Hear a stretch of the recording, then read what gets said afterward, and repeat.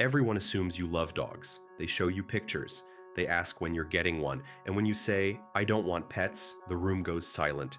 Like you just said, you hate happiness. But here's what they don't understand. Your brain is wired differently. And once you get what's actually happening, you'll realize you're not cold. You're just honest about something most people won't admit. Let me tell you something. There's someone I know who grew up with dogs, loved them, had them her whole childhood, but she'll never own one again. Not because she's cruel, but because she watched her dog slowly forget who she was. 14 years old. Dementia.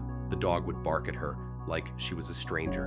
And she realized something that day. Pets aren't just love, they're guaranteed heartbreak on a timer. So let's talk about why your brain says no when everyone else says yes. There are three types. Type 1. You do the math. A dog lives 12 years. That's 4,380 days of feeding, walking, vet bills, schedule changes. You look at that number and your brain just says no, not because you're lazy, but because you value your freedom more than companionship. And here's the thing, nobody wants to say out loud, that's not selfish, that's rational. Every pet owner gives something up. Spontaneous trips, flexible schedules, clean floors, quiet mornings. Your brain calculated that trade and chose yourself. Society calls it cold, but it's just self-awareness. Type 2, you've loved a pet before and you lost them and your brain learned something that day. Attachment leads to pain, so you just stopped attaching. It's not that you don't feel things, you feel too much. You know that every puppy is a future funeral. Every happy moment is borrowed time. And once you see it that way, you can't unsee it. So you protect yourself. You skip the beginning to avoid the end. Some people call this overthinking, but it's really just your brain trying to save you from grief you've already survived once. Type 3, you need control. Not in a bad way, just your home is your sanctuary. Everything is where you need it. Clean, quiet, yours. And pets are chaos. They shed, they smell, they need you at random times. For some brains, that chaos costs more than the companionship gives. It's not about being uptight, it's about protecting your peace.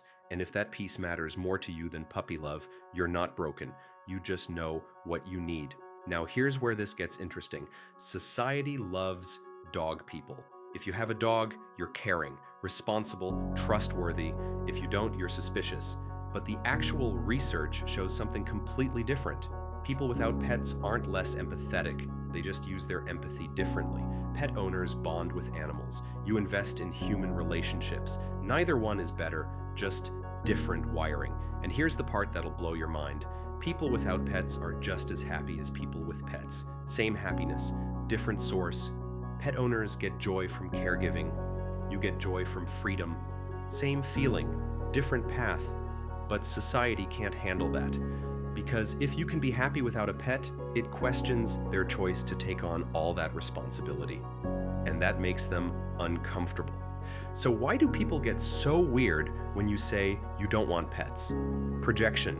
When you say, I don't want a dog, they hear, your dog is a burden. When you say pets aren't for me, they hear you made the wrong choice. You're not attacking them, but your freedom reminds them of what they gave up. The spontaneous road trips, the clean car, the ability to just leave the house. And if you're happy without those sacrifices, it means they didn't have to make them either. That's scary. So they call you cold. They say you're missing out, because if you're wrong, they're right. And they really need to be right. Here's what nobody says out loud. Not everyone is wired to nurture, and that's not a character flaw. That's just biology being honest. For thousands of years, some people raised animals, and some people didn't. Some people had kids, some didn't.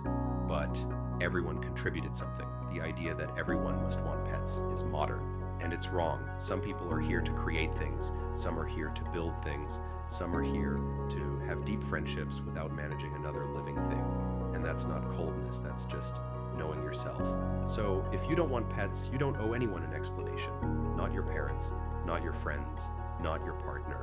Your life doesn't need fur to have warmth. And if someone calls you cold for choosing yourself, remember this: empathy doesn't require ownership. Love doesn't need a leash. You can care about animals without caring for them. And anyone who can't see that difference isn't really listening to you. They're defending their own choices. Let them